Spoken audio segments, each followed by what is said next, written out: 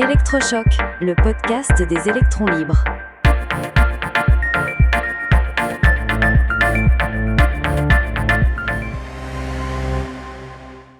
Le pacte secret qui a sorti 1 milliard de personnes de la pauvreté.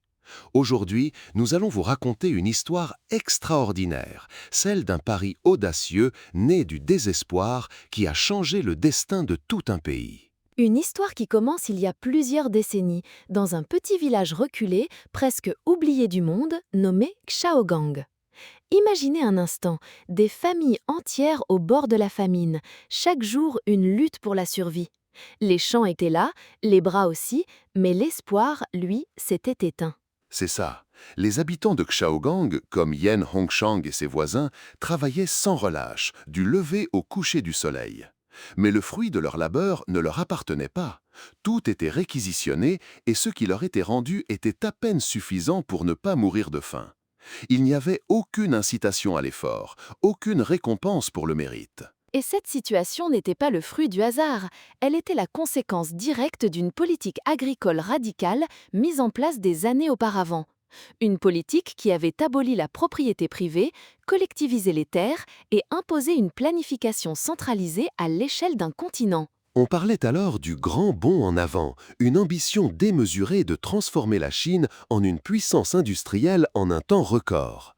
Mais les intentions, aussi nobles soient-elles, se sont heurtées à une réalité brutale. Brutal est un euphémisme. On a vu des campagnes absurdes, comme celle visant à exterminer les moineaux pour protéger les récoltes. Le résultat, une prolifération incontrôlée d'insectes, notamment de criquets, qui ont dévasté les cultures. Sans parler des théories agricoles farfelues imposées d'en haut, à rebours des avancées scientifiques mondiales. C'était une catastrophe humaine sans précédent. Des millions de personnes ont péri dans la famine. Dans des villages comme Xiaogang, la population a été décimée. C'est dans ce contexte de désolation absolue que notre histoire prend un tournant inattendu. Exactement. 20 ans après le début de ces politiques, le désespoir a poussé Yan Hongshang et 17 autres paysans à se réunir en secret. Imaginez le courage qu'il fallait pour défier le système, risquer sa vie et celle de sa famille.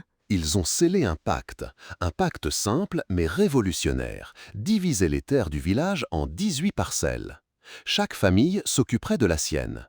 L'idée était de remettre au gouvernement le quota de grains exigé, mais de garder secrètement tout l'excédent pour eux. C'était une promesse de silence, gravée par leurs empreintes digitales sur un document caché. Si l'un d'eux parlait, tout s'était perdu. Mais ils croyaient en deux choses fondamentales, le mérite et la propriété privée, même si elle était clandestine. Et le résultat céleste a été stupéfiant. 1 an plus tard, la récolte de Xiaogang était exceptionnelle, plus abondante que les 5 années précédentes réunies. Les mêmes hommes, les mêmes terres, les mêmes outils, mais une motivation radicalement différente. C'est la clé, savoir que chaque grain supplémentaire, chaque effort supplémentaire allait directement nourrir sa propre famille, changer sa propre vie. Cela a libéré une énergie incroyable. L'appât du gain, cette notion souvent décriée, a transformé ces hommes et amélioré leurs conditions de vie de manière spectaculaire. Cette prospérité inattendue n'est pas passée inaperçue. Yan Hongshang a été arrêté, menacé, mais le vent était en train de tourner dans le pays. Un nouveau leader, Deng Xiaoping, cherchait des solutions pour sortir la Chine de la famine. Et l'expérience de Xiaogang est devenue un modèle. Ce système de responsabilité des ménages a été étendu, permettant aux paysans de vendre leur production excédentaire sur le marché libre. La productivité a explosé partout. C'est le début d'une transformation économique sans précédent. Des zones économiques spéciales ont été créées basées sur les mêmes principes de propriété privée et de libre-échange. Shenzhen, par exemple, est passé d'un petit village de pêcheurs à une mégalopole de 10 millions d'habitants en quelques décennies. Le miracle chinois, comme on l'appelle, est en grande partie né de ce pacte secret. En 1981, plus de 90% des Chinois vivaient dans l'extrême pauvreté. Aujourd'hui, ce chiffre est inférieur à 1%.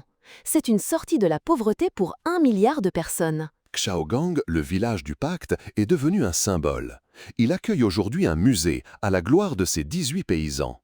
C'est un rappel puissant que l'initiative individuelle, le sens du mérite et la possibilité de récolter les fruits de son travail peuvent transformer des vies et des nations entières. C'est une leçon intemporelle, n'est-ce pas ?